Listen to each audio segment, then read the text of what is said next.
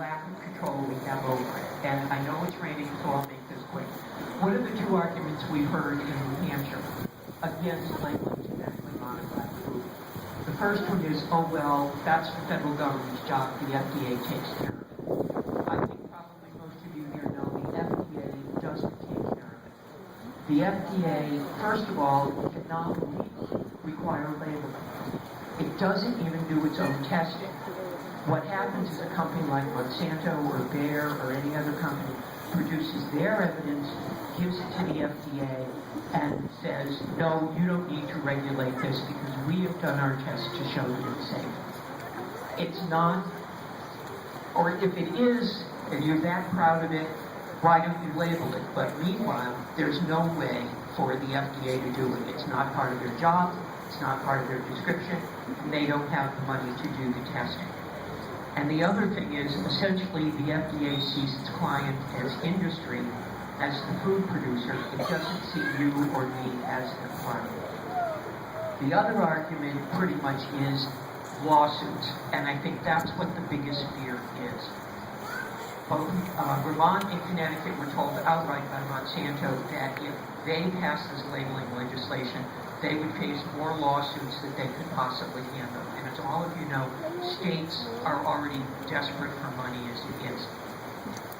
But they're fighting back. There are right now 61 countries that require labeling of genetically modified foods. Canada has a bill in. Out of the 38 states that currently have bills, 6 of them are in New England, which is one of the things that answers the concern about it's a federal problem. Because nobody's going to deal with just New Hampshire. But if all 6 New England states have legislation, or 15 states, or 20 states, people are going to say, just as they do for the European Union, people who produce food in this country, for instance, like Hershey, write on the foods that they sell in the European Union countries. It specifically says, produced in the United States and Pennsylvania, contains genetically modified soy, or genetically modified corn, or genetically modified sugar. So if companies who produce in the United States can sell to the European Union and label, they can use those same labels in the United States.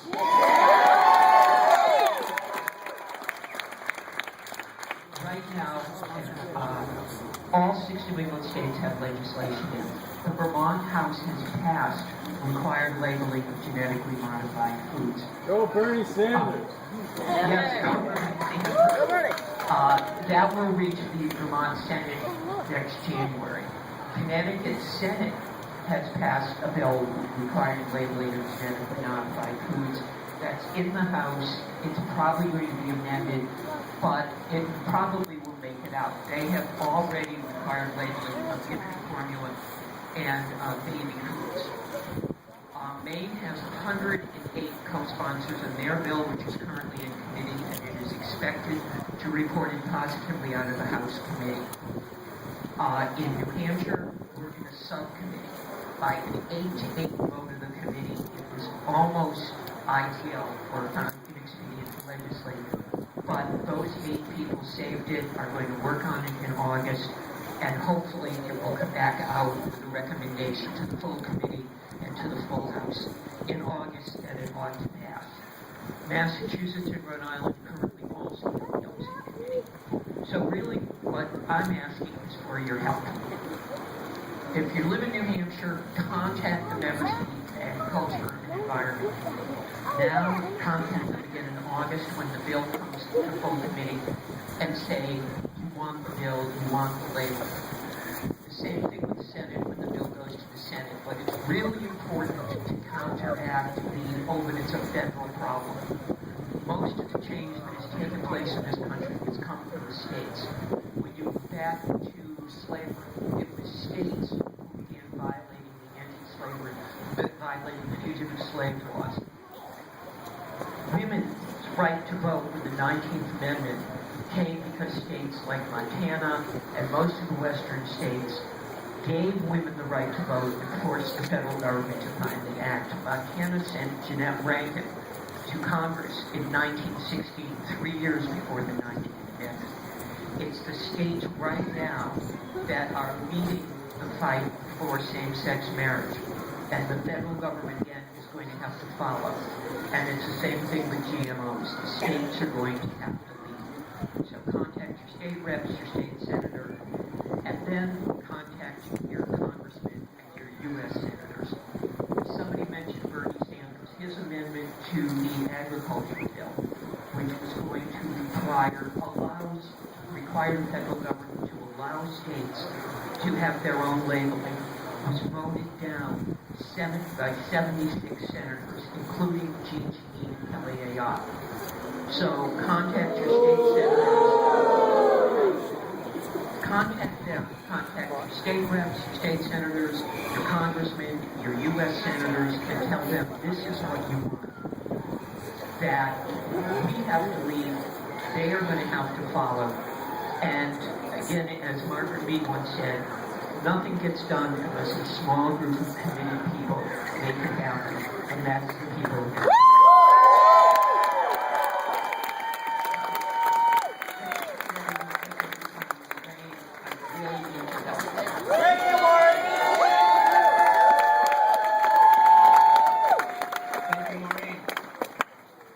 Our next speaker is the creator of the app Boycott.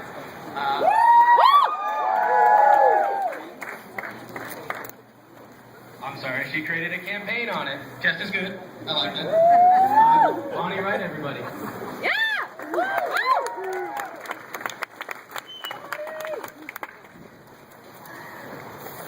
Hello, everybody, and thank you for coming today. Closer to your mouth! Closer to your mouth! Much closer! Okay. Is this better?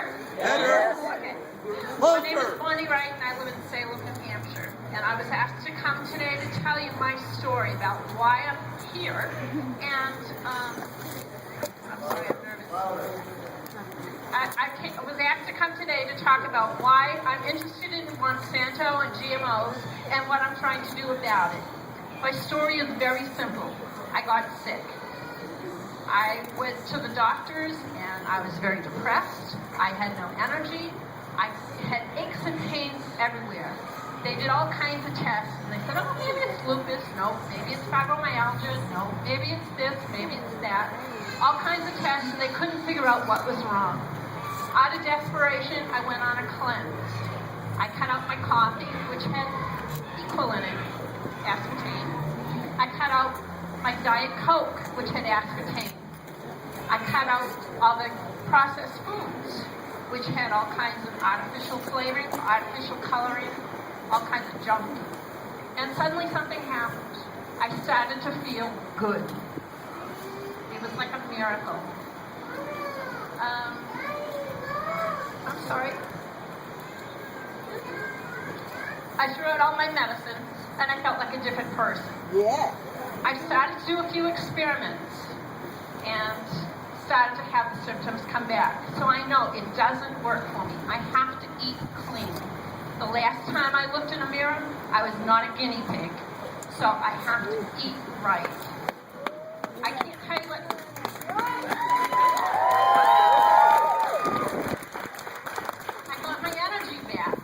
When my daughter moved, I was able to keep up with the adults half my age, and I was able to stay in pace with the high school football players. I can't tell you what made the difference. It could be the clean eating, it could be the lack of pesticides, it could be the impact on my blood glucose levels, it could be removing most of the GMO from my diet. It could be a combination of several of these. I'm not sure what it was, but I have my suspicions. Like many of you, I'm a parent, and like some of you, I'm a grandparent, and like some of you, unfortunately, I'm unemployed. I have a lot of spare time in my hands, and my poor husband is hiding over here somewhere will tell you I have too much time on my hands.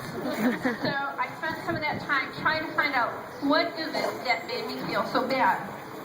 The more I learned, the more I got scared. The more scared I got, the more I wanted to know.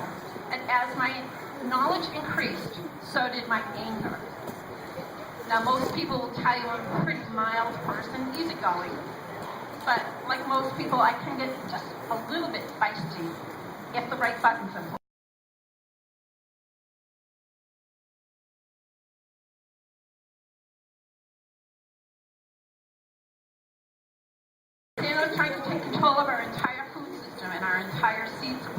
and our government. If we're not careful, we will soon depend on them for every seed we grow and for every crop we grow. Vandana Shiva says, if they control seed, they control food. They know it. It's strategic. It's more powerful than bombs. It's more powerful than guns. This is the best way to control the populations of the world. I don't know about you, but that sure scared the heck out of me. So, is this the reason why I was so sick? I think it was. Food allergies in general, cancer, IBS, Crohn's, obesity, autism, antibiotic-resistant bacteria, fibromyalgia, chronic disease, chronic fatigue have all increased dramatically in recent years since the first genetically modified food was introduced into our diet. Think about this. A food allergy, when the body seeks food proteins, is a foreign invader. From 1997 to 2002, we doubled the number of people with peanut allergies. 1 out of 17 kids under the age of 3 have food allergies, and the CDC reports a 265% increase in kids admitted to the ER by their doctors for allergic reaction. In the past 7 years, diabetes has grown by as much as 250%. From 1997 to 2008, we've seen a 250% increase in autism, which now affects 1 out of 91 children. We need to ask ourselves, is there something foreign in our food that wasn't there not too many years ago? The U.S. has the highest cancer rates in the world, affecting 1 out of 2 men and 1 out of 3 women. The United States spends more in healthcare than any other country in the world. We also have more genetically modified foods in our diet than other countries. Are all these coincidences? You decide. I've come to my own conclusion. And therefore, Monsanto, I declare war.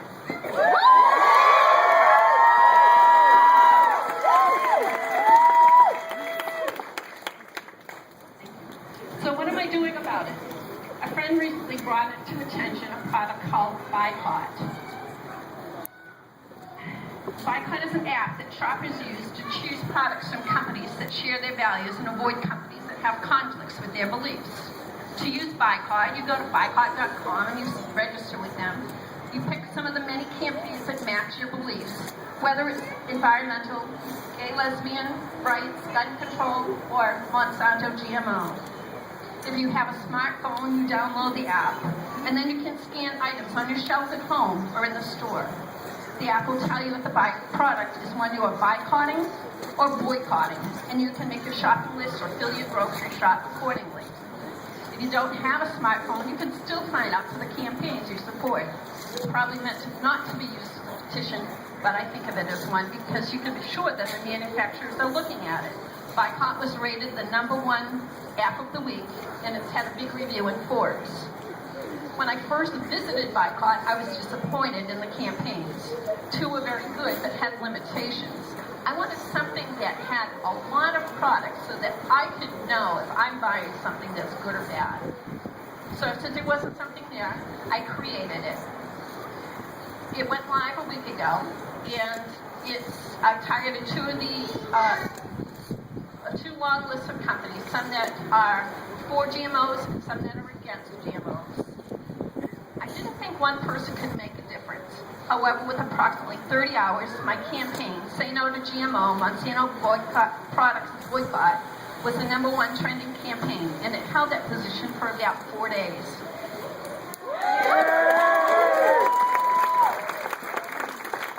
In just 1 week, over 12,500 people joined that campaign. In the process of doing this, I learned something. Yes, one person can make a difference. So my challenge to you is to make a difference. You're here, which is a good step. If you haven't signed up for Boycott, I'm hoping you will. But there are other things you can do. Please educate yourself. Be a smart consumer and an informed shopper. Protest with your pennies, yes. Find out what crops have the most GMOs and avoid them, especially sugar beets, soy, canola, and corn. Educate yourself.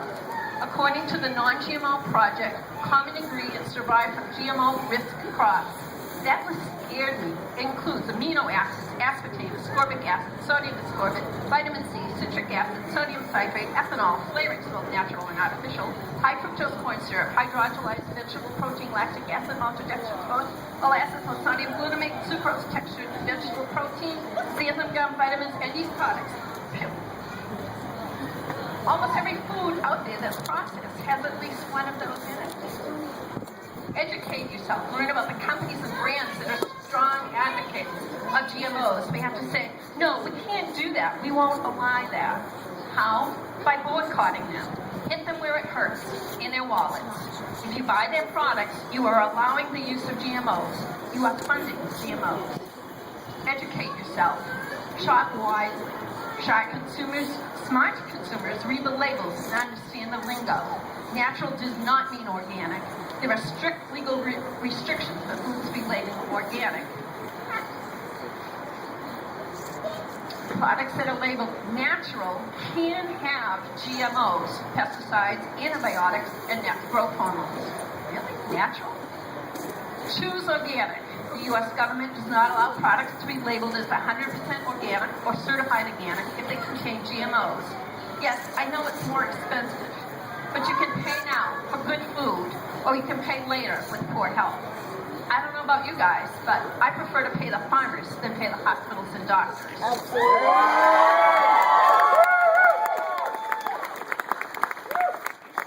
Support your local farms and farmer markets, but ask questions. How do they grow their products? Or grow your own from non-GMO heritage seeds. Check out the website, nongmoproject.org. Educate yourself. Read labels. Sign petitions. Petitions get heard. Write to Congress. Ask them to give us a national labeling law. Ask them to repeal the Monsanto Protection Act. Demand that they strike the King Amendment from the 2013 Farm Bill. Call for further non-biased scientific research on the health effects of GMOs. And don't forget to contact your local representatives and members of the House Environment and Agricultural Committee. Ask them to pass 660. Attend public meetings about 660. Write, talk, email, post on Facebook, Twitter, tell your friends. Continue informing the public about Monsanto secrets. Educate yourself so you can feed your family and healthy with healthy foods. Educate yourself so you can educate others. Ask yourself, what can I do? How can I change? And how can I bring about change? Edmund Burke, the Irish philosopher, said, nobody made a greater mistake than he who did nothing because he could only do a little. Do a little or do a lot. Just do something. You don't have to take on the world. Just do one little thing at a time. It all adds up. Never stop. We can all make a difference. New Hampshire can make a difference because we believe in our state's motto, live free or die.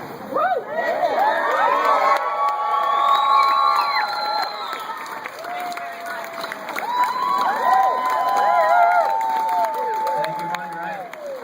Great job.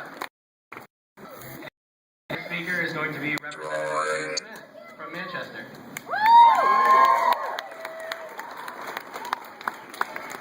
How's the volume there? Alright, I've got a little bit of a loud voice, but I'll do what I can with the microphone. You have to excuse me, I actually prepared some remarks in advance. I'm weird like that. So, for those who don't know, I'm Representative Tim Smith. I'm from Ward 10 down in Manchester. I gotta say, I'm really happy to see this many people show up today for an event like this on a rainy day. I mean, thanks a lot. As everyone's talking about, this is important. This cause speaks to so many different issues. It speaks to health, it speaks to regulation, it speaks to patent reform, it speaks to macroeconomics, it speaks to microeconomics, it speaks to healthcare. So many other things tie into this. And having this many people, getting educated and passionate about a whole issue and industry behind genetically modified crops and animals, it really makes me very happy to see. So thank you guys again for showing up today. Now, my background is in economics, so you'll have to excuse me if I kind of focus there. There's a lot of folks here today who are going to be more knowledgeable than I am to talk about, the detrimental health effects and whatnot that GMOs have as they spread out throughout the food chain. But the whole conversation about genetic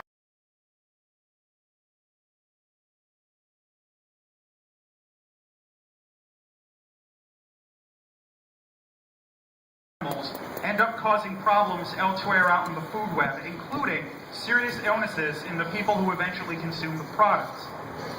However, not enough attention gets paid to the disastrous economic impact that the proliferation of these products is having and has the potential to have in the future on our entire market. Big M is an easy target to pick on because they are by far the biggest elephant in the room. They are by far the largest agrotech business in the world. But let's not forget, in the context of these discussions today with all the speakers, that Monsanto is one of only about a dozen other companies that all engage in this sort of behavior and produce these kind of genetically modified crops.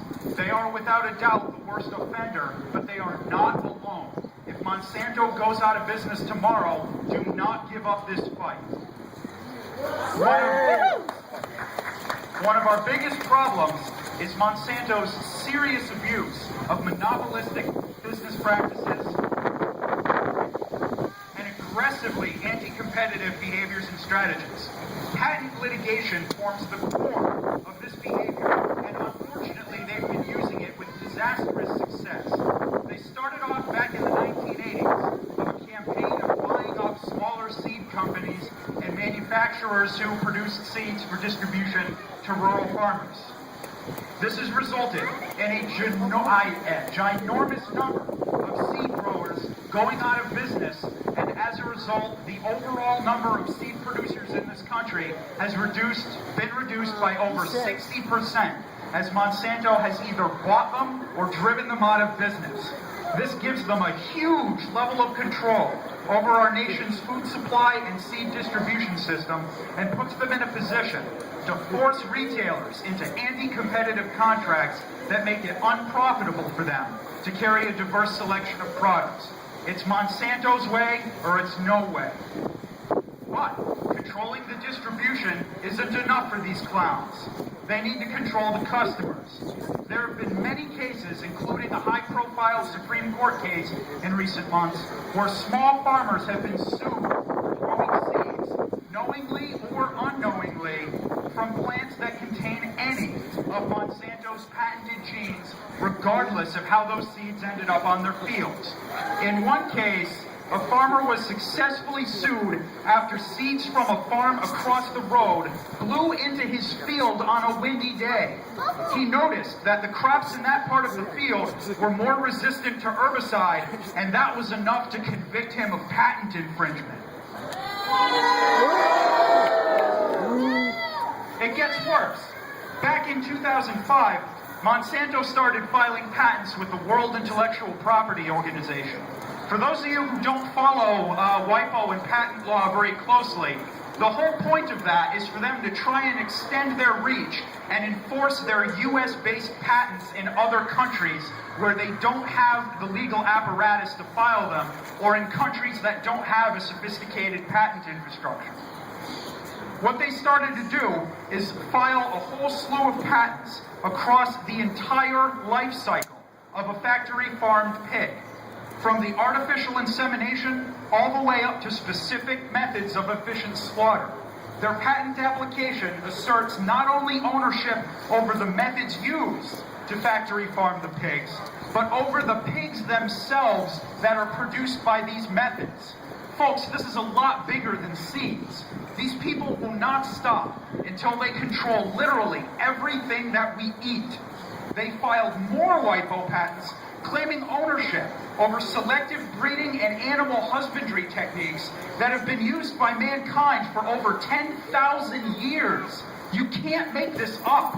If these patents end up being enforceable and you decide to breed your black cat with a white cat to try and make a gray cat, well, I hope you've got your checkbook ready, because you can end up owing Monsanto royalties for using their intellectual property. How absurd is this? Sure.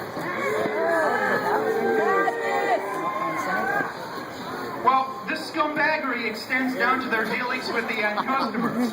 They make the farmers themselves sign horribly unfavorable contracts with draconian clauses that they won't plant seeds from one year's harvest to the next.